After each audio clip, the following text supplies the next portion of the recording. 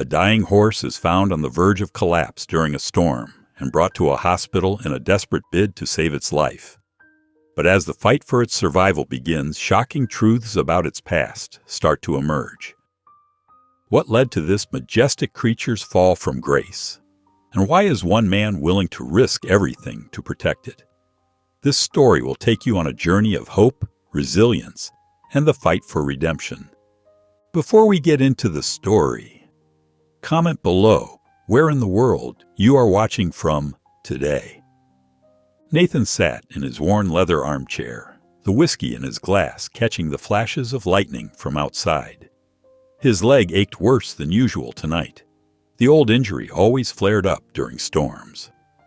The bourbon helped dull the pain, but nothing could numb the memories. His living room walls told the story of a different life. Dusty trophies lined wooden shelves, their golden surfaces long since dulled. Framed photographs showed younger versions of himself atop magnificent horses, all bright smiles and victory poses. His eyes drifted to the calendar on the wall, frozen on May 15, 2019. He hadn't touched it since that day. Thunder crashed outside as Nathan took another sip. The wind howled through the trees, rattling his windows. He needed supplies from town, but had been putting it off all day. With his cupboards nearly bare, he couldn't wait any longer. Grabbing his rain jacket and keys, Nathan limped to his truck. The drive into town was treacherous, rain pelting his windshield faster than the wipers could clear it. As he passed Old Man Miller's abandoned property, a sound caught his attention. Faint, but distinct. A horse's whinny. Nathan slowed the truck, straining to hear over the storm. There it was again, coming from the dilapidated barn. He pulled over, his headlights cutting through the rain to illuminate the weathered structure. "This is stupid," he muttered, but grabbed his flashlight anyway. The barn door creaked as he pushed it open. The beam of light swept across empty stalls until it landed on a dark shape on the floor. Lightning flashed, illuminating the scene fully. Nathan's breath caught in his throat. A horse lay collapsed in the corner, its ribs showing through its coat. As he approached slowly, he could see angry scars crisscrossing its body. The horse's eyes, though dulled with pain, watched him warily. Nathan's legs screamed in protest as he knelt beside the animal. "Easy there," he whispered, noting how the horse's breathing was labored. "What happened to you, boy?" The decision came, despite every instinct telling him to walk away. He couldn't leave this horse to die alone in this barn. His trailer was still hitched to his truck.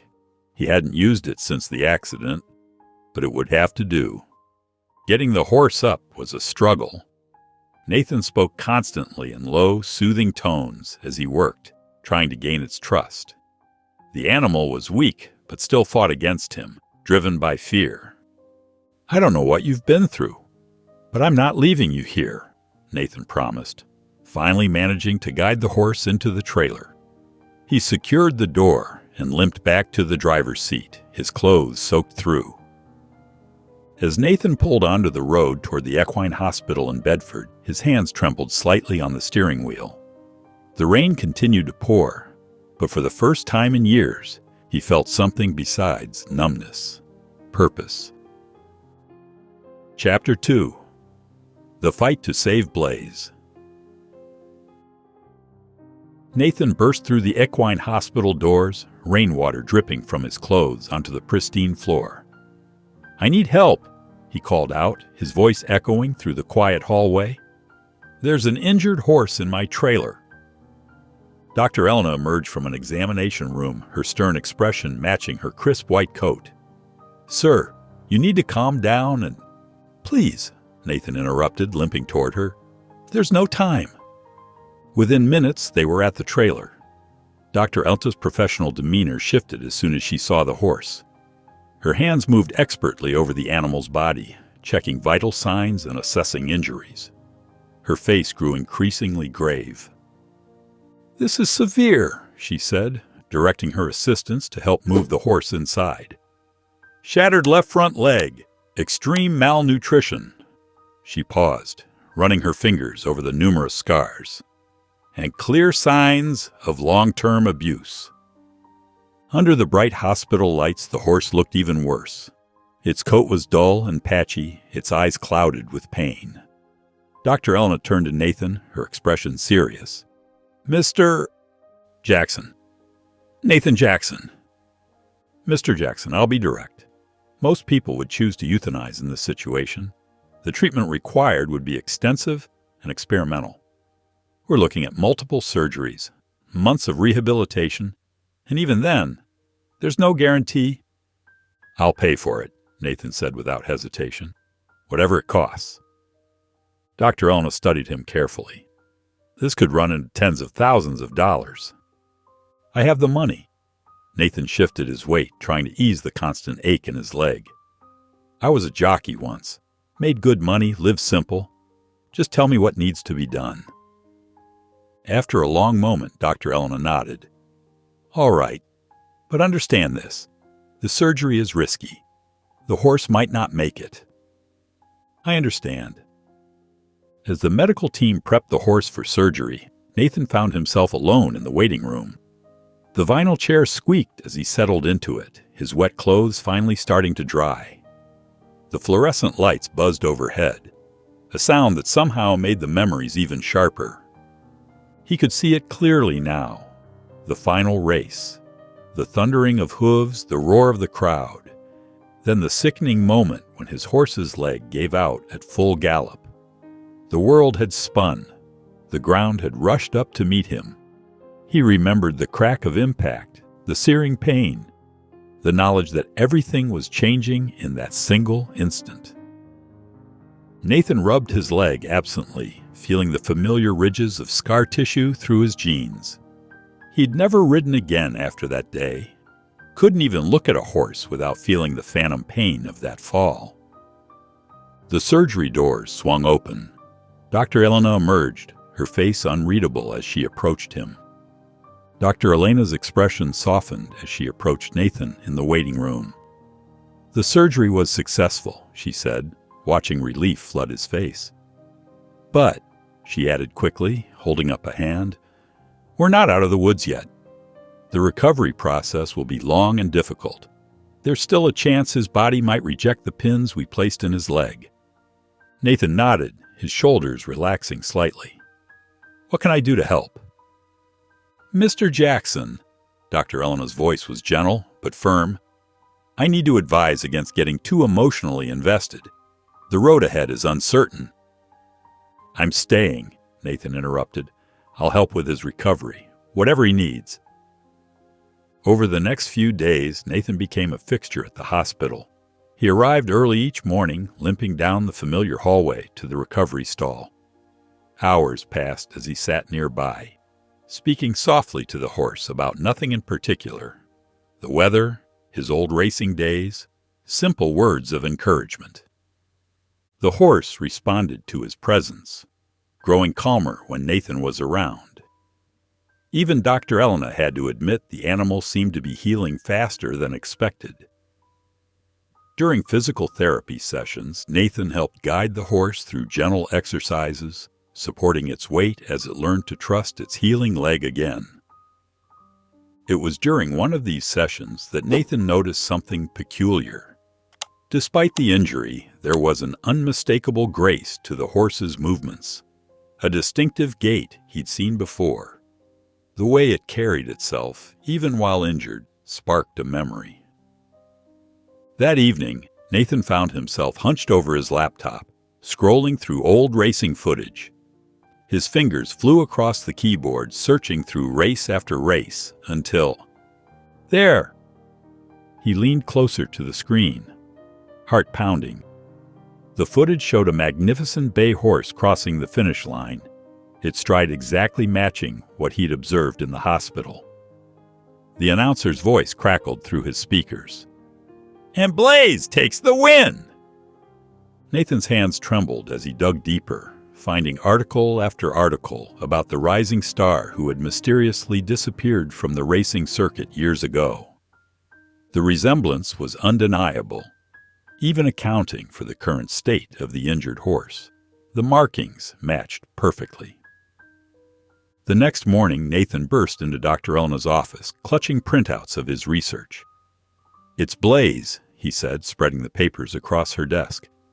"The horse, he's Blaze, the champion who vanished 3 years ago."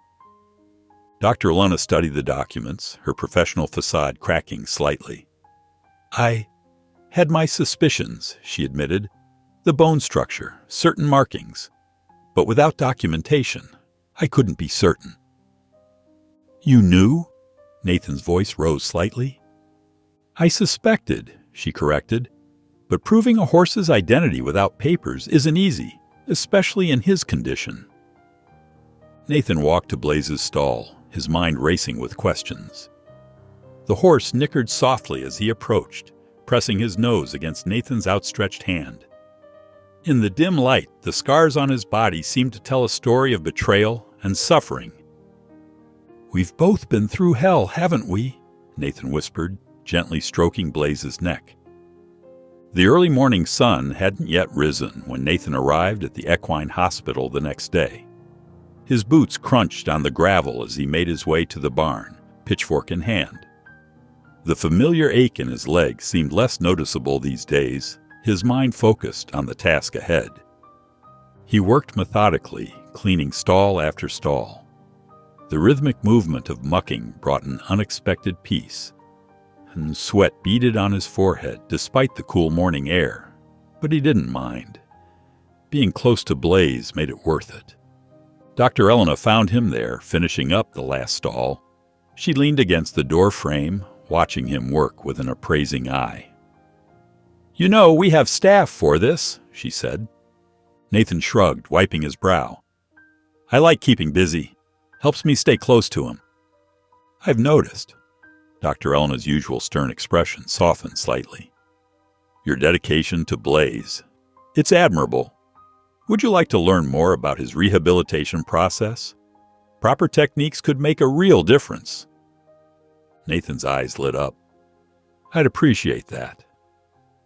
As the weeks passed, Nathan spent every possible moment with Blaze. The horse began to recognize his footsteps, lifting his head and nickering softly whenever Nathan approached. Their bond grew stronger with each passing day, built on gentle words and patient care. The morning of Blaze's first walk after surgery, Nathan's heart pounded with anticipation. He stood beside the horse, one hand resting lightly on his neck. "Easy now," he murmured, "nice and slow." Blaze's first steps were shaky, uncertain. The horse's muscles trembled with effort, but determination shone in his eyes. Nathan walked beside him, offering support and encouragement. When Blaze managed to cross the length of the corridor, Nathan felt tears welling up in his eyes. "Look at you," he whispered, his voice thick with emotion. "You're not giving up. Just like I didn't." Dr. Elena watched from nearby, making notes on her clipboard. Later, she pulled Nathan aside, her expression serious. "Nathan, we need to talk about something. Blaze's recovery is progressing well, but stress could set him back significantly. If someone comes forward claiming ownership..." "We'll handle it," Nathan said firmly, his jaw set. "Blaze is stronger than you think. We both are." As the sun began to set, Nathan led Blaze into the small paddock behind the hospital. The golden light painted everything in warm hues, and a gentle breeze carried the scent of grass and hay. Blaze walked steadily now, his stride growing more confident with each step. Nathan didn't notice the figure standing in the shadows of the distant tree line, watching their every move. He was too focused on Blaze, on the miracle of their shared recovery, on the peace of the moment. The morning routine at the equine hospital had become second nature to Nathan. He arrived just as the sun peeked over the horizon, the crisp air filling his lungs. Dr. Elena was already there, checking on a young foal with a sprained ankle. "Good morning," she said, making notes on her clipboard. "Would you mind helping me with Thunder's bandages before you see Blaze?" Nathan nodded, falling into step beside her as they moved from stall to stall. He'd learned a lot about horse care over the past weeks, and his hands moved with gentle confidence as he changed dressings and administered medications. While walking Blaze later that morning, Nathan found himself opening up about his past. "You should have seen the Kentucky Derby back in '15, he said softly to the horse. "I was neck and neck with the favorite until the final stretch."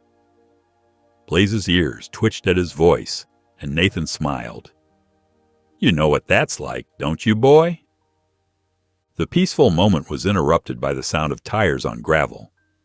Through the barn door, Nathan spotted a sleek black Mercedes pulling up to the hospital. A man in an expensive suit stepped out, his polished shoes gleaming in the morning sun. Nathan led Blaze back to his stall and moved closer to the office, where he could hear the conversation inside.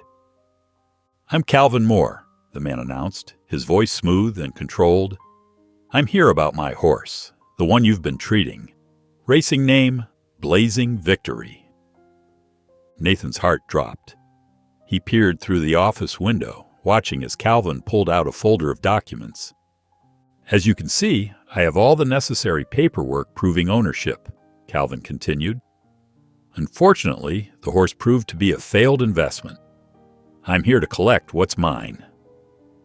Nathan couldn't contain himself any longer. He burst into the office, his face red with anger. "Failed investment?" he spat. "Is that what you call leaving him to die in that old barn?" Calvin's expression hardened. "You must be the Good Samaritan who found my property. I suggest you mind your own business." "Your property?" Nathan took a step forward. "I found him half dead, covered in wounds.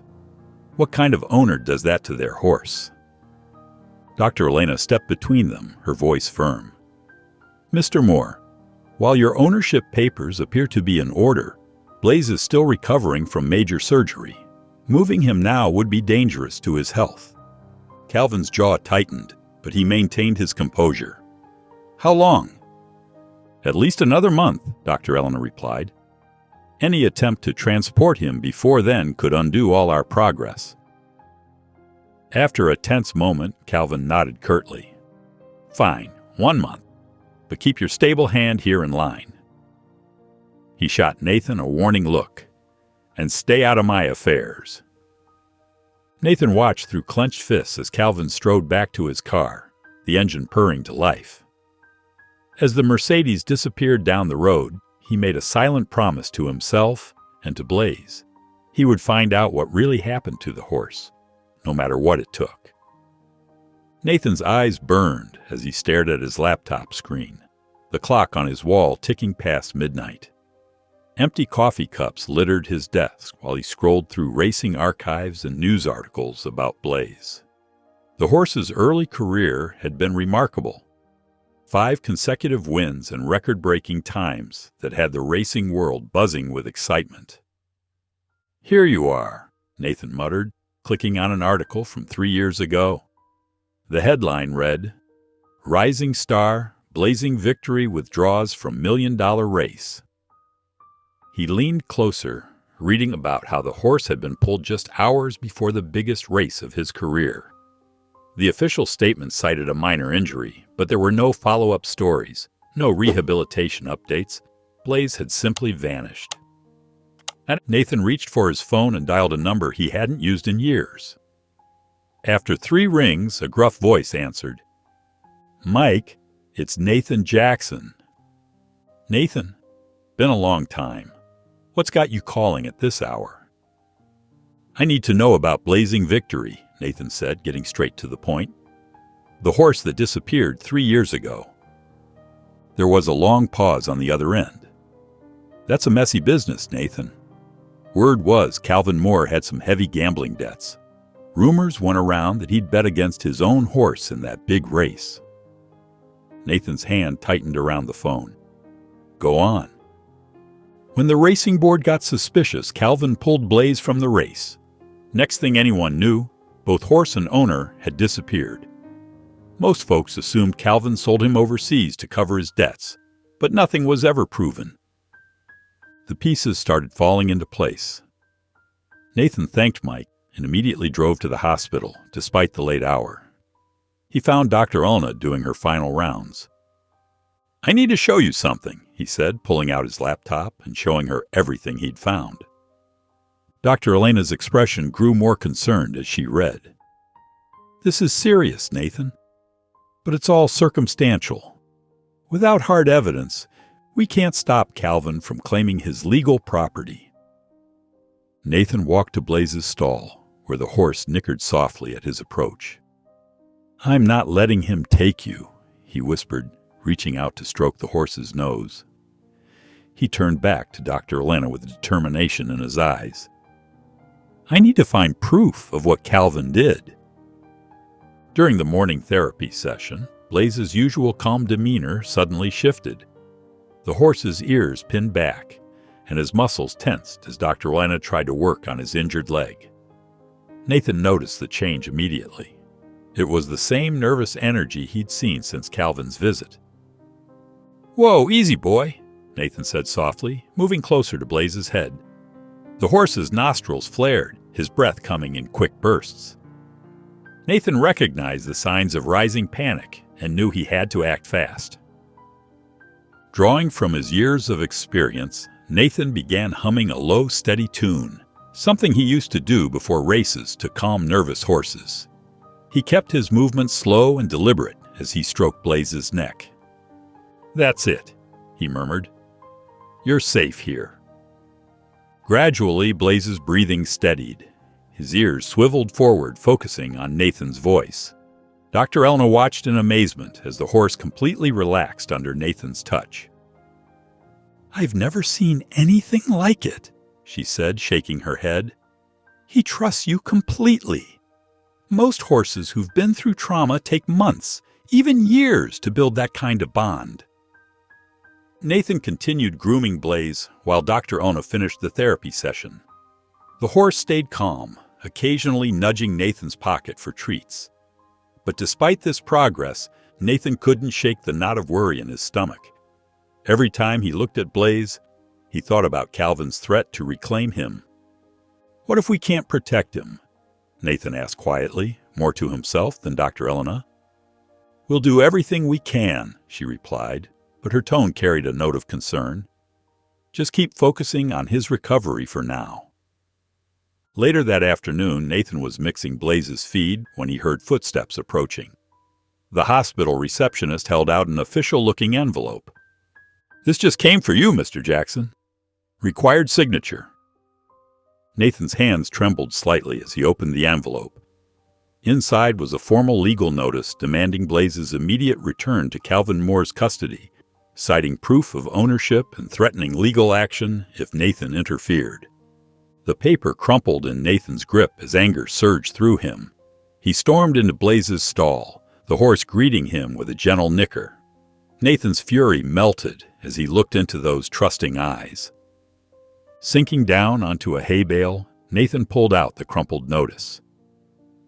"I won't let him take you," he whispered, reaching up to scratch Blaze's favorite spot behind his ears. "We'll fight this together." Nathan sat across from Sarah Chen, a local lawyer known for taking on animal welfare cases. Her office was small but welcoming, with pictures of rescued pets lining the walls. She studied the documents spread across her desk, her expression serious. "The situation is complicated," Sarah explained, adjusting her reading glasses. "Calvin's ownership papers are legitimate, but there's a loophole we can exploit. If we can prove abuse or neglect, his rights could be terminated." Nathan leaned forward. "What kind of proof do we need?" "Veterinary records showing the extent of injuries, photographs of the conditions where you found him, and most importantly, eyewitness testimony. Someone who saw what happened." Armed with this information, Nathan drove back to the derelict barn, where he discovered Blaze. The place looked even worse in daylight. He pulled out his phone and started documenting everything: the rotting roof, broken windows, and debris scattered everywhere. Inside, the evidence of neglect was overwhelming. Moldy hay filled the corners, and rusty nails jutted from broken boards. Nathan's stomach turned when he found a pile of discarded racing equipment, worn saddles and frayed reins that hadn't been properly maintained. A noise made him turn. A young man stood in the doorway, looking nervous. "Can I help you?" the man asked, his voice shaky. "I'm Nathan Jackson. I found an injured horse here a few weeks ago." The man's eyes widened with recognition. "Blaze? Is he okay? You know him?" "I'm Louis Brown. I used to work for Mr. Moore." Louis wrung his hands together. "I took care of Blaze before..." "Before what?" Louis looked around anxiously before speaking. "Before Mr. Moore ordered us to leave him here. After Blaze got injured, he said keeping him wasn't worth the cost anymore. Called him a liability." Louis' voice cracked. "I wanted to help, but Mr. Moore threatened to blacklist me from every stable in the county if I said anything." Nathan stepped closer. "Louis, would you be willing to testify about what happened? Tell the authorities what Calvin did?" Louis paled. "Mr. Moore, he's powerful. He could ruin me." "I know it's scary," Nathan said gently, "but Blaze needs your help. Calvin's trying to take him back." Louis closed his eyes, took a deep breath, and nodded. "Okay, I'll do it. For Blaze." "We'll protect Blaze no matter what," Nathan assured him as rain began pattering against the barn's metal roof. Nathan and Dr. Elena sat in her cramped office, surrounded by stacks of medical files and photographs. The evidence of Blaze's mistreatment lay spread across her desk like pieces of a heartbreaking puzzle.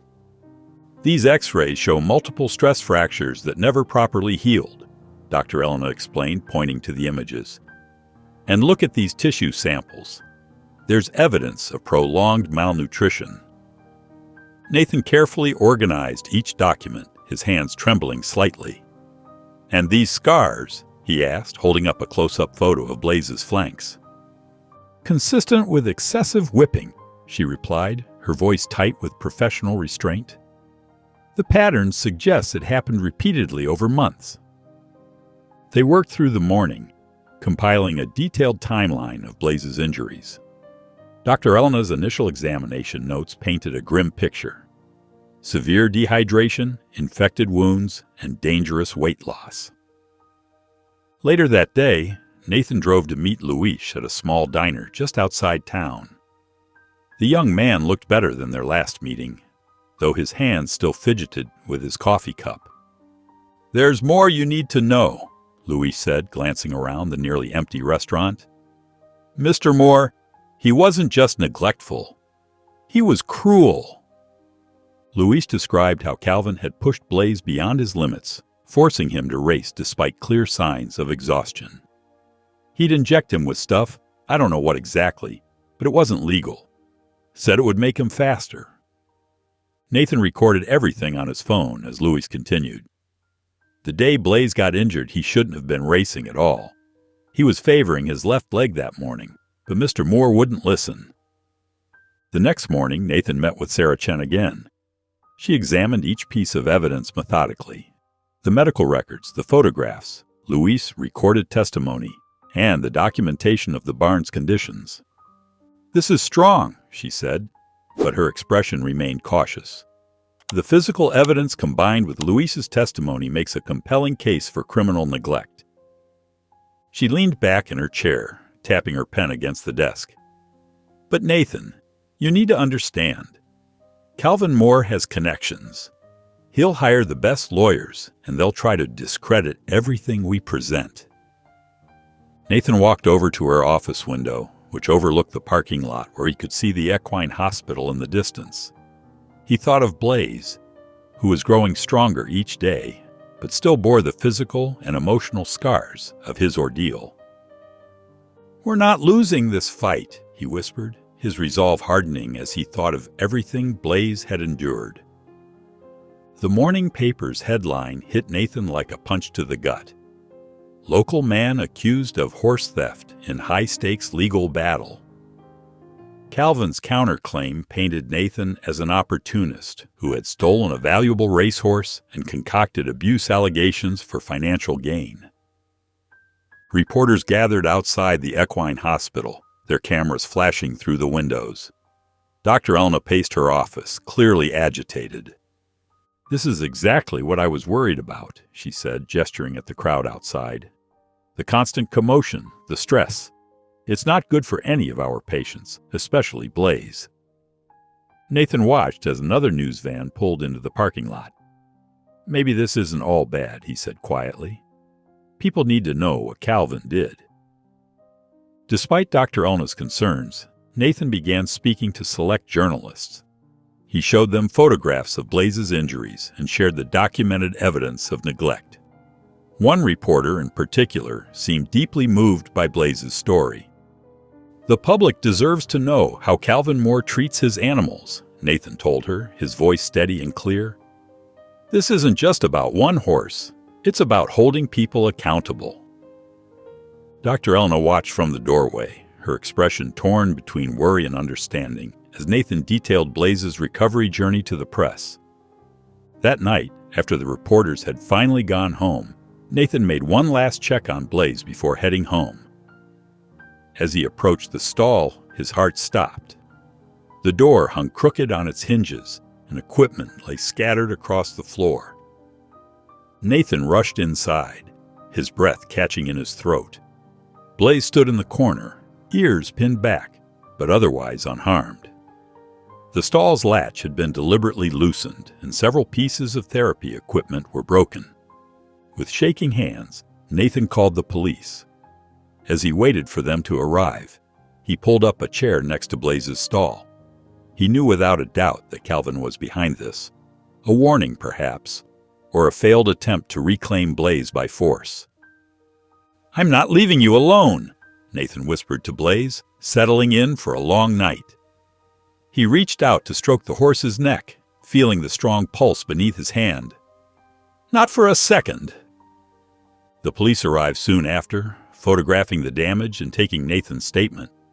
But even after they left, Nathan remained in his chair, keeping watch as Blaze dozed fitfully in his damaged stall. The next day, the courthouse buzzed with tension as Nathan took his seat beside his lawyer. Across the aisle, Calvin Moore sat in an expensive suit, looking more like he was attending a business meeting than a hearing about animal abuse. The morning light filtered through tall windows, casting long shadows across the wooden floor. The proceedings began with Calvin's lawyer rising smoothly to his feet. "Your Honor, this case is a simple matter of property rights being violated," he said, his voice carrying across the quiet courtroom. Mr. Moore never abandoned Blaze. He merely left the horse temporarily while arranging proper medical care. Mr. Jackson took advantage of the situation to essentially steal a valuable racehorse. Nathan's hands clenched in his lap as Calvin's lawyer continued, describing the injuries as unfortunate accidents that occurred during training.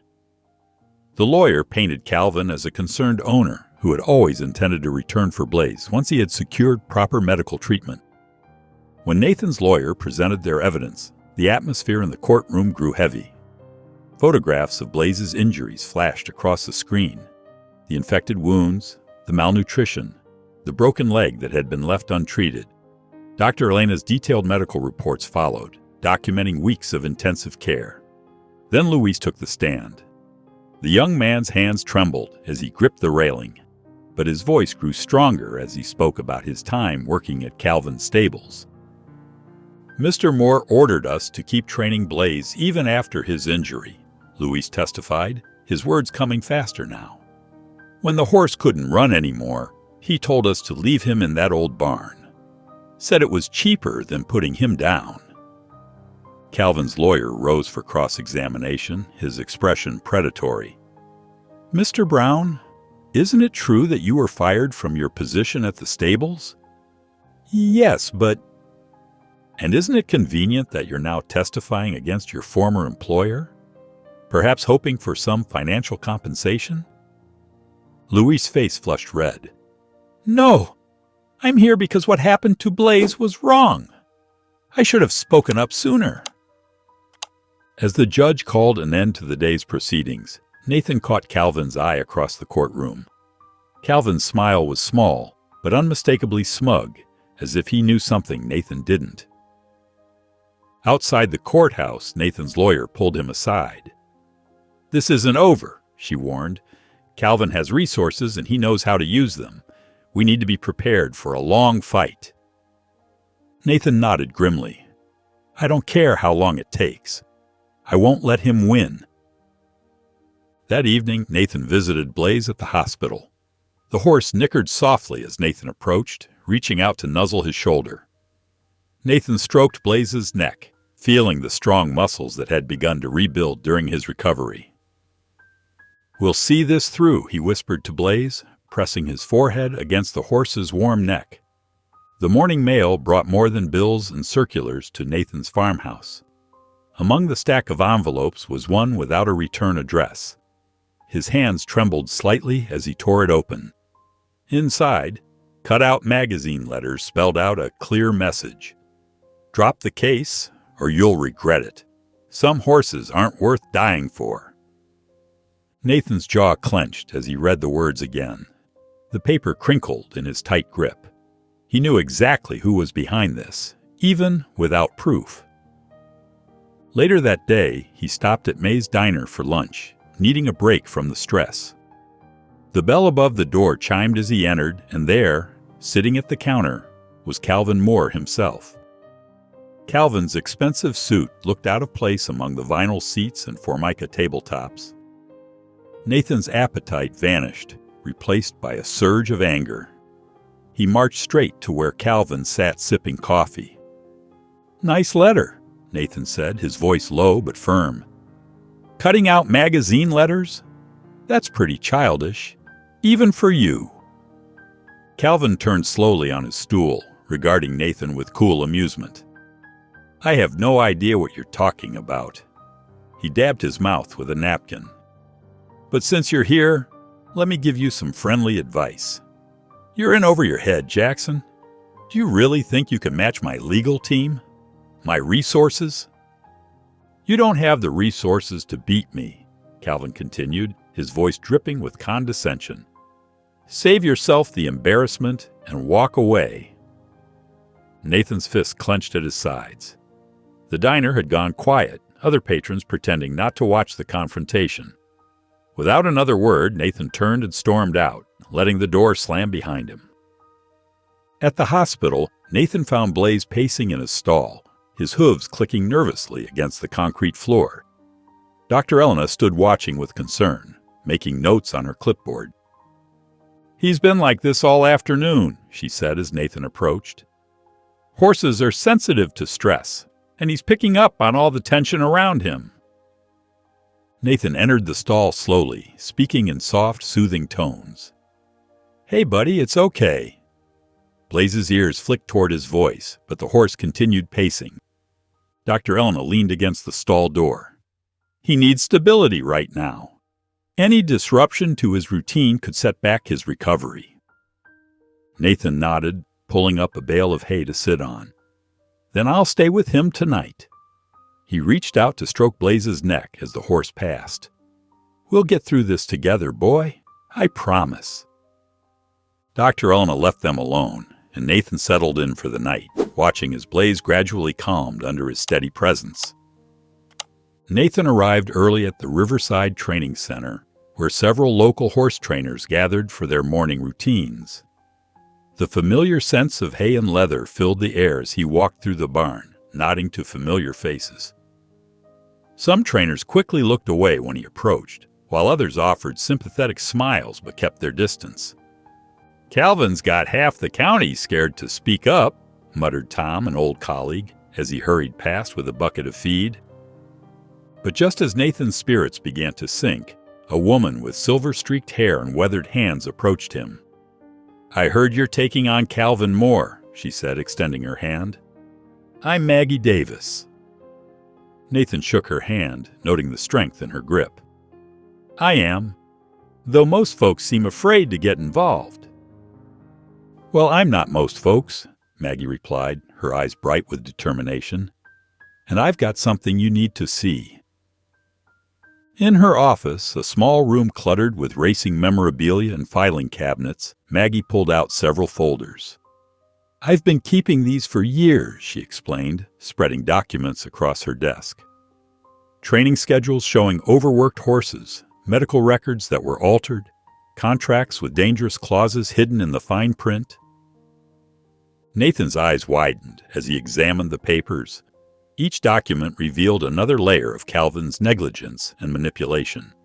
This is exactly what we need, he said, his voice thick with emotion.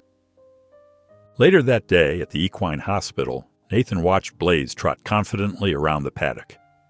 Dr. Elena stood beside him, nodding approvingly at the horse's progress. His gait is stronger every day, she observed. Whatever happens in court, you've already given him back his dignity. Nathan smiled, remembering the broken horse he'd found in that abandoned barn. Blaze's coat now gleamed in the sunlight, his eyes bright and alert.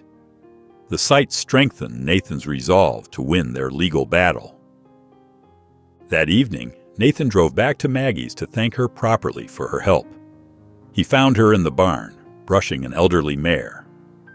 I never told you why I kept those records, Maggie said softly, setting down the brush. I had a horse once, Shadow Dancer. Most beautiful thoroughbred you'd ever see. Her voice caught slightly. Calvin bought her, promised to make her a champion. Instead, he worked her until she broke down completely.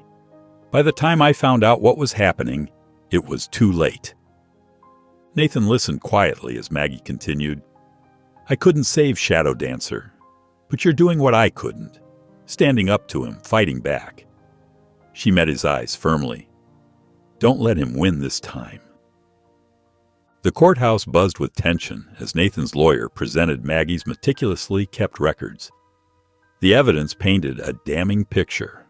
Altered veterinary records, dangerous training schedules, and contracts designed to protect Calvin at the expense of the horses in his care.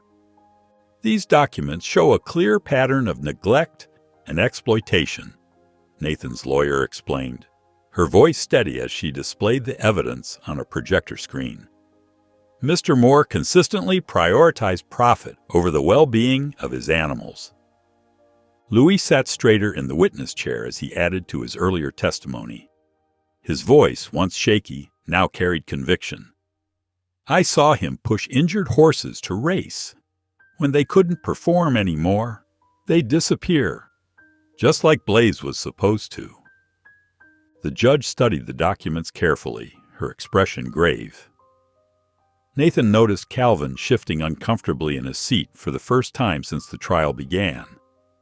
Calvin's lawyer attempted to dismiss the evidence, arguing that the documents were outdated and taken out of context. But his typically smooth defense seemed to falter as more details emerged about Calvin's treatment of other horses. Just as Nathan began to feel hope rising in his chest, Calvin stood up abruptly. Your Honor, if I may? At the judge's nod, he continued, straightening his expensive tie. This has gone on long enough. Clearly, Mr. Jackson cares about Blaze. I'm prepared to offer him $1 million for the horse, well above market value for an injured racehorse. A murmur rippled through the courtroom. Nathan felt all eyes turned to him, waiting for his response. The amount was staggering, enough to secure his future and provide the best care for Blaze. Nathan stood slowly, his voice clear and firm. No. Calvin's confident smile froze. No. Blaze isn't for sale, Nathan said simply. Not for any price. Calvin's composed facade cracked.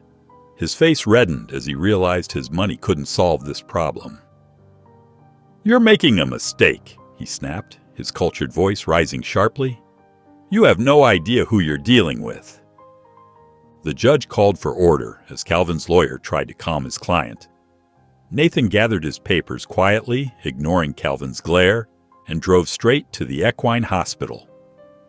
When he entered the stable, Blaze lifted his head and nickered softly. The horse reached out his neck, gently nuzzling Nathan's shoulder. Nathan stroked his nose, feeling the warm breath against his hand and knowing he'd made the right choice. The morning sun had barely risen when Nathan pulled into the equine hospital's parking lot. His heart dropped at the sight of 2 police cruisers, their lights flashing in the dim dawn. He rushed toward Blaze's paddock, his boots crunching on gravel.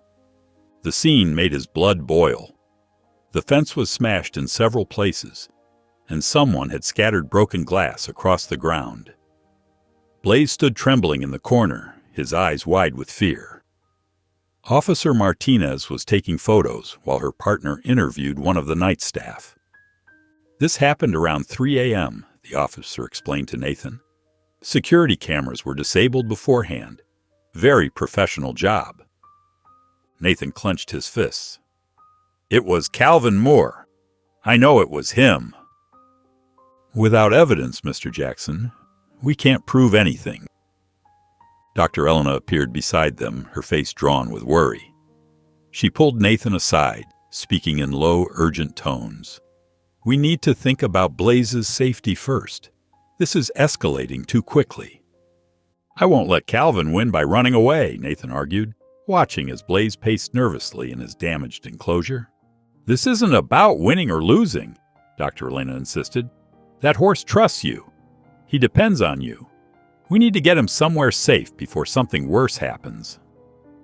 Nathan ran his hands through his hair, frustrated, but knowing she was right.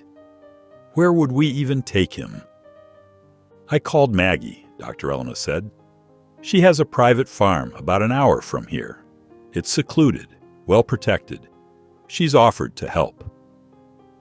It took several hours to prepare for the move. Nathan worked carefully with Blaze, speaking softly to keep him calm as they loaded him into the trailer.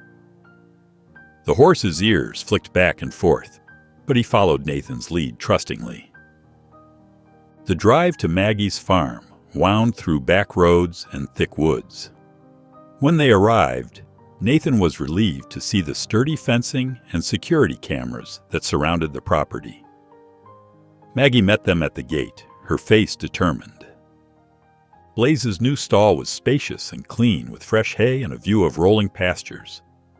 The horse explored his new space cautiously, but Nathan could see his muscles gradually relaxing. He'll be safe here, Dr. Elena said, watching Nathan stroke Blaze's neck. But Calvin won't stop just because we've moved him. Nathan nodded grimly. I know. This isn't just about Blaze anymore, she warned, her voice serious. It's about you standing up to someone who's used to winning at any cost. Nathan sat at his kitchen table, surrounded by stacks of documents and photographs. His lawyer, Sarah Chen, pointed to a particularly striking before and after comparison of Blaze. These photos tell the whole story, Sarah said, tapping the images. The judge needs to see not just the abuse, but the transformation under your care. Nathan nodded, studying the pictures. The first showed Blaze as he'd found him, emaciated, covered in wounds, his eyes dull with despair. The second, taken just days ago at Maggie's farm, revealed a different horse altogether. Blaze's coat now gleamed, his muscles had filled out, and his eyes sparkled with life. Later that afternoon, Maggie and Luis arrived to help prepare for tomorrow's hearing. They gathered in Nathan's living room, cups of coffee warming their hands.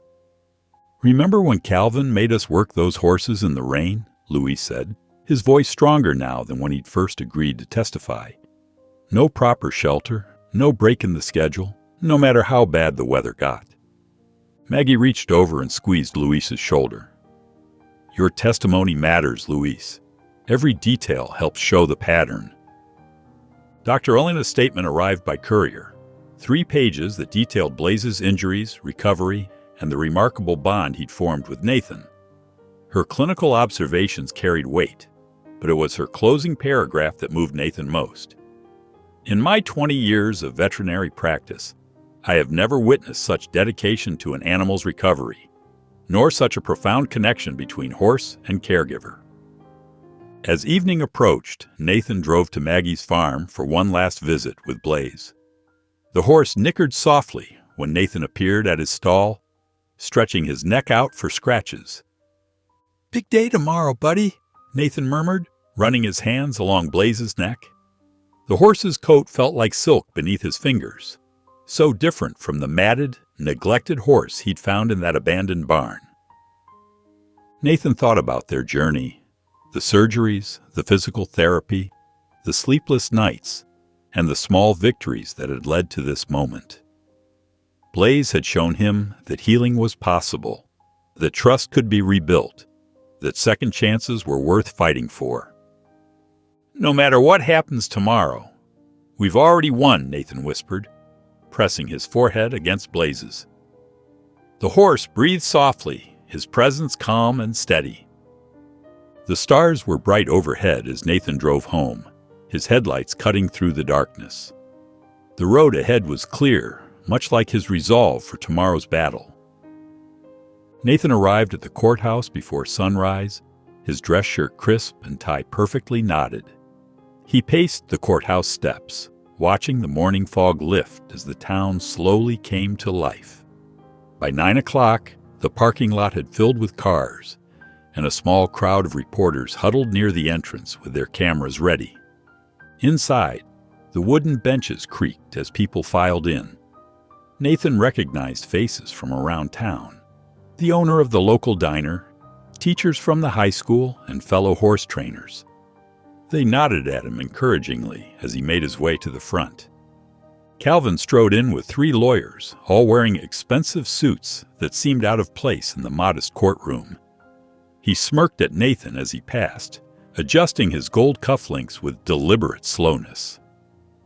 Sarah Chen, Nathan's lawyer, began her opening statement with quiet confidence. She held up the first photograph, Blaze lying broken in the abandoned barn, his ribs visible through his mud-caked coat. "This is what Mr. Jackson found that stormy night," she said, her voice carrying to every corner of the hushed room. "A champion racehorse, left to die alone." Dr. Elna's testimony followed, clinical and precise. She pointed out each injury on the photographs, explaining how they could only have resulted from prolonged neglect. When she described Blaze's shattered leg, several people in the gallery gasped. Maggie took the stand next, her gray hair pulled back in a neat bun. She spoke clearly about her years in the racing industry and her observations of Calvin's treatment of horses. "He viewed them as machines," she said, her hands clasped tightly in her lap. "When they broke down, he disposed of them." Louis approached the witness stand with nervous energy, but his voice grew stronger as he began to speak. He described the harsh conditions at Calvin's stables, the lack of proper food, the endless training regardless of weather, the injuries left untreated. "The night Mr. Moore ordered us to abandon Blaze," Louis said, his voice catching slightly. "It was raining hard. Blaze could barely walk, but Mr. Moore said to leave him there. Said he wasn't worth the vet bills." Nathan watched Calvin's composed expression crack slightly. The man's jaw clenched, and he began scribbling furious notes to his lawyers. The judge's gavel cracked through the tension. "We'll take a 30-minute recess," she announced, her voice echoing in the silent courtroom. Nathan stood by the water fountain, loosening his tie slightly during the recess. The courthouse hallway had emptied as people stepped outside for fresh air. Heavy footsteps echoed on the marble floor, and Calvin appeared, his expensive suit somehow still perfectly pressed despite the long morning. "Let's talk business," Calvin said, pulling out his checkbook. "Name your price.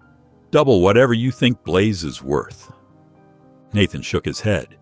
"He's not for sale." "Triple, then." Calvin's pen scratched across the check. "Everyone has a price, Jackson. What's yours?" "You don't get it," Nathan said quietly. "This isn't about money." Calvin's polished facade cracked. He crumpled the check and stepped closer, his voice dropping to a menacing whisper. You don't know who you're messing with? I can make your life very difficult." Back in the courtroom, Calvin's lead attorney approached the bench with renewed energy. "Your Honor, we have evidence suggesting that a former employee, Thomas Martinez, was responsible for Blaze's abandonment. Mr. Moore had explicitly ordered proper care for the horse." Nathan's lawyer, Sarah, stood quickly. "Objection, Your Honor. This directly contradicts Mr. Lewis Brown's sworn testimony." She pulled out Maggie's carefully preserved records, years of documented incidents, vet reports, and financial records showing Calvin's pattern of negligence. "These records," Sarah said, holding up a thick folder, "show at least 7 other horses that suffered similar fates under Mr. Moore's ownership. Each case follows the same pattern: overworking, denied medical care, and eventual disappearance." The afternoon dragged on as more evidence was presented. By the time the judge called an end to the day's proceedings, Nathan's shoulders ached with tension. Dr. Elena caught up with him in the parking lot. Her face was drawn with concern. "Nathan, you did well today, but don't celebrate yet. Calvin has connections everywhere: judges, lawyers, local officials. Stay alert." Nathan nodded, climbing into his truck. Through his rearview mirror, he watched Calvin standing near his luxury car, phone pressed to his ear, speaking in sharp, angry gestures. Nathan's phone buzzed early the next morning, jolting him awake. Maggie's voice trembled on the other end. "Someone tried to break in last night. The locks on the barn are damaged, and Blaze, he's really shaken up." Nathan's heart raced as he threw on his clothes. "I'm on my way. Stay inside and call the police." When he arrived at Maggie's farm 20 minutes later, dawn was just breaking over the hills. The gravel crunched under his tires as he pulled up to the barn. Maggie stood waiting, her arms wrapped tightly around herself. "Look," she said, pointing to the barn door. Deep scratches marked the wood around the lock, and the metal was badly dented. Inside, Blaze paced his stall nervously, his ears pinned back and nostrils flaring. "Hey, boy," Nathan said softly, approaching the stall. Blaze's eyes were wide with fear, but he settled slightly at Nathan's voice. Nathan ran his hand along the horse's neck, feeling the tremors under his coat. Outside, Nathan found fresh tire tracks in the mud leading away from the property. They were deep, suggesting a heavy vehicle had peeled out quickly. He took photos with his phone while Maggie spoke with 2 police officers who had arrived on scene. "We'll increase patrols in the area," one officer said, jotting notes in his notebook. "But without witnesses or security footage, there's not much else we can do." Nathan nodded grimly. He knew this was Calvin's doing, but proving it was another matter entirely. He spent the next hour checking every lock and window in the barn, reinforcing what he could. As night fell, Nathan dragged a cot into the barn near Blaze's paddock. The horse's soft breathing filled the quiet space. Nathan lay back, staring at the wooden beams above, his mind drifting to memories of early morning workouts at the track, the thunder of hooves, the rush of wind against his face. In his dreams, he was racing again, but this time he was watching Blaze run, strong, powerful, free from pain and fear. When he woke in the pre-dawn hours, the dream lingered, and with it came a sudden clarity. This wasn't just about saving Blaze anymore. It was about both of them healing, finding their strength again. Nathan stood and walked to Blaze's stall. The horse nickered softly, pressing his nose against Nathan's open palm. "We're in this together, buddy," Nathan whispered. The morning before the final court date, Nathan's lawyer called with news that made his hands shake as he held the phone. "A man named Hank Matthews reached out," the lawyer explained. "He worked as Calvin's stable manager for 15 years. Says he was there the night Blaze was abandoned." Nathan's heart raced. "Is he willing to testify?" "He's retired now, living on a fixed income. Says he's got nothing left to lose, and can't keep quiet anymore. In the courthouse the next day, tension filled the air as Hank took the stand. He was a weathered man in his 70s, wearing a worn suit that looked decades old. His hands trembled slightly, but his voice remained steady. "I remember that night clear as day," Hank testified, his eyes fixed straight ahead. "Mr. Moore was furious about Blaze's injury. Said the horse had cost him a fortune in gambling debts. He ordered me to take Blaze to that old barn on Route 7. The courtroom fell silent as Hank continued. "When I objected, saying the horse needed medical care, Mr. Moore said, and I quote, 'That horse is nothing but a waste of money now.' He threatened to fire me if I didn't do it."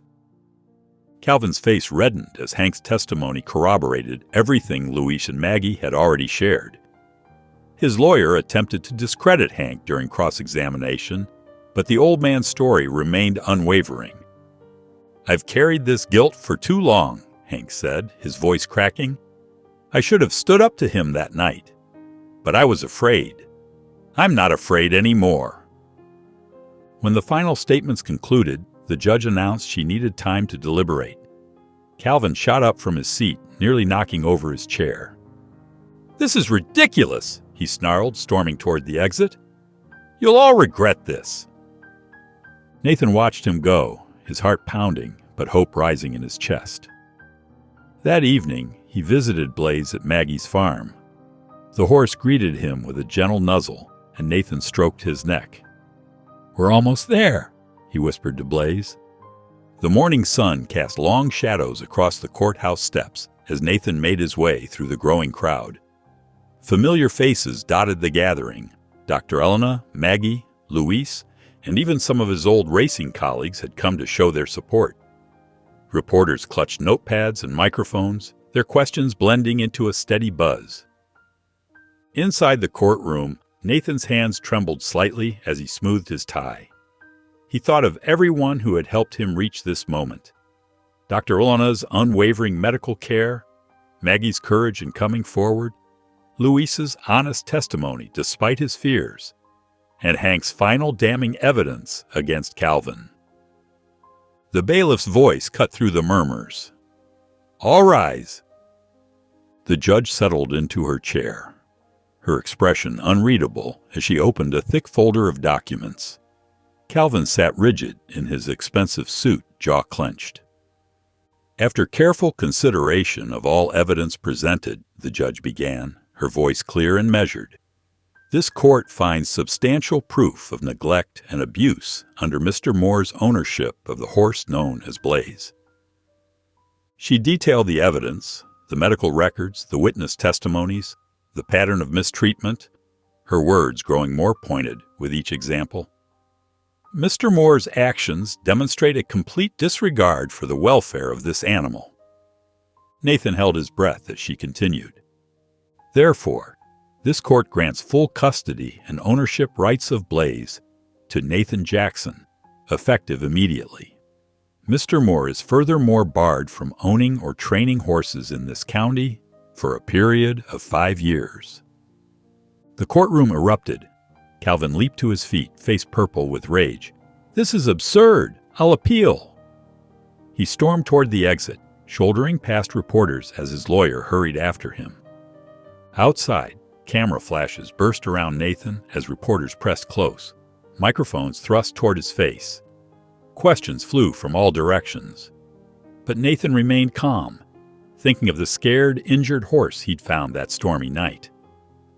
"Blaze deserves a second chance," he said simply, "just like any of us." At the equine hospital, Nathan walked down the familiar corridor to Blaze's stall. The horse lifted his head at Nathan's approach and gave a soft, welcoming whinny. Nathan smiled, knowing somehow that Blaze understood. They were finally, truly home. The victory's sweetness began to sour as Calvin's retaliation took shape. Legal papers arrived at Nathan's door almost daily. Appeals, countersuits, and thinly veiled threats wrapped in legal jargon. Worse were the whispers that started circulating through the racing community. Some of Nathan's old colleagues began avoiding his calls. and a few local suppliers suddenly couldn't deliver hay to his property. "Did you hear?" Maggie said one morning, her face tight with concern. "Calvin's telling people you're just after Blaze for the breeding rights.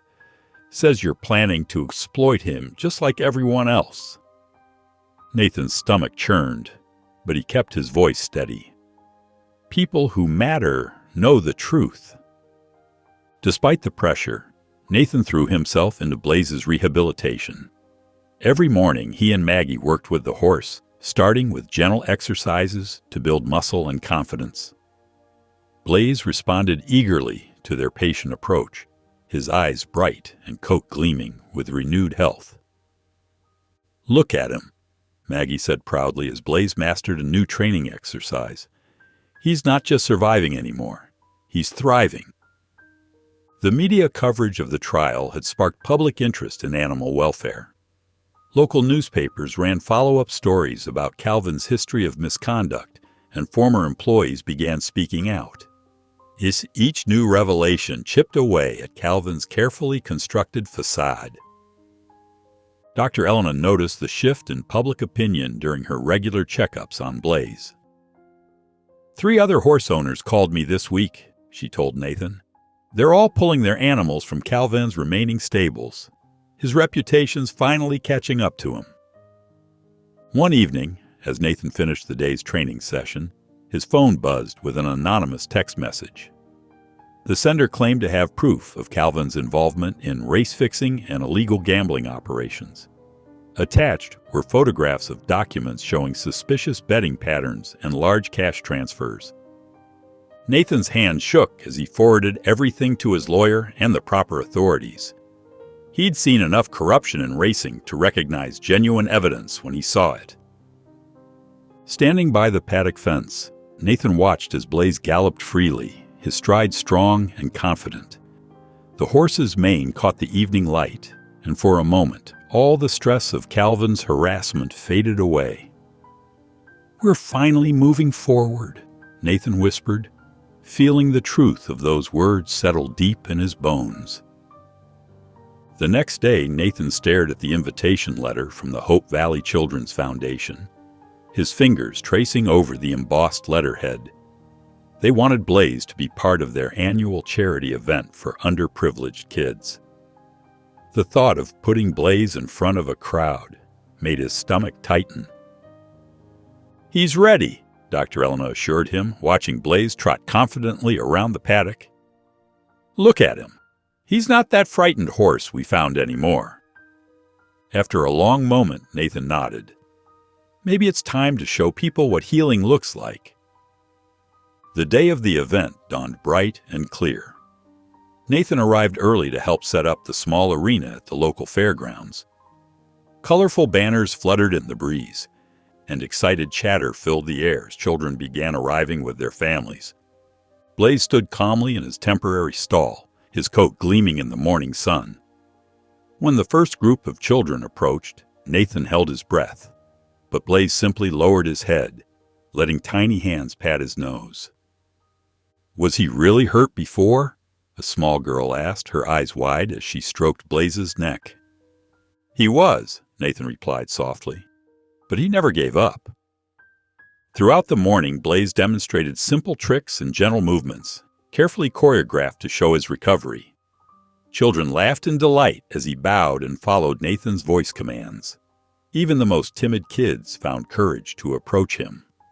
When it came time for Nathan's speech, he kept it simple. "Blaze taught me that strength isn't about never falling down," he told the crowd. "It's about getting back up, no matter how many times life knocks you over." The applause was still ringing when police cars pulled up to the event. 2 officers approached Calvin, who had been lurking near the back of the crowd. They led him away in handcuffs as reporters rushed to capture the moment. Later that evening, Nathan watched the news coverage from his living room. The reporter detailed Calvin's arrest for gambling fraud, race fixing, and animal abuse. The evidence had been overwhelming. Blaze's soft nicker drew Nathan outside. The horse pressed his nose against Nathan's chest, completely at ease. Nathan smiled, feeling the weight of their long struggle finally lift. They had both found their peace. The late spring breeze rustled through the oak trees as Nathan welcomed Cassie Mitchell, a representative from the Rainbow Valley Therapeutic Riding Center, onto his front porch. Her eyes lit up when she spotted Blaze grazing peacefully in the nearby paddock. "He's even more magnificent than I imagined," she said, watching the horse's muscled frame catch the morning light. "We've heard so much about his story." Nathan listened as Cassie explained their program, how they worked with children dealing with physical disabilities and emotional trauma. His chest tightened at the thought of letting Blaze go, even part-time. "He's been through so much," Nathan said, his voice thick with emotion. "I don't know if—" "Just like our kids," Cassie replied gently. "Sometimes the best healers are the ones who understand pain themselves." Nathan watched Blaze lift his head, ears pricked forward with interest at a butterfly dancing past. The horse's eyes, once dull with fear, now sparkled with life. Deep down, Nathan knew Sarah was right. 2 weeks later, Nathan drove Blaze to Rainbow Valley. The facility sat on rolling hills with well-maintained paddocks and a covered arena. Children's artwork decorated the stable walls, and the sound of laughter drifted through the air. Nathan helped settle Blaze into his new stall, taking extra time to arrange the hay just the way he liked it. A small group of children gathered at the stall door, their faces bright with excitement. "Is this the brave horse from the news?" one boy asked, gripping the handles of his wheelchair. "Sure is," Nathan replied, watching as Blaze walked to the front of the stall, lowering his head to greet each child. Over the next few hours, Nathan observed as Cassie and her team introduced Blaze to their program. The horse seemed to understand instinctively when to be still for an unsteady child, or when to offer gentle encouragement to a fearful one. Each successful interaction brought tears to Nathan's eyes. That evening, Nathan drove home alone, for the first time in months. His house felt different, quieter, but not empty. Photos of Blaze lined his walls now, mixed with newspaper clippings about their court victory and new snapshots from the therapy center. He sat at his kitchen table, looking through applications from young jockeys seeking mentorship. Some were recovering from injuries, others just starting their careers. All of them needed guidance, just as he had once needed it. The next afternoon, Nathan visited Rainbow Valley. As he approached Blaze's paddock, the horse lifted his head and trotted over, nickering softly. Nathan pressed his forehead against Blaze's, breathing in the familiar scent of hay and horse.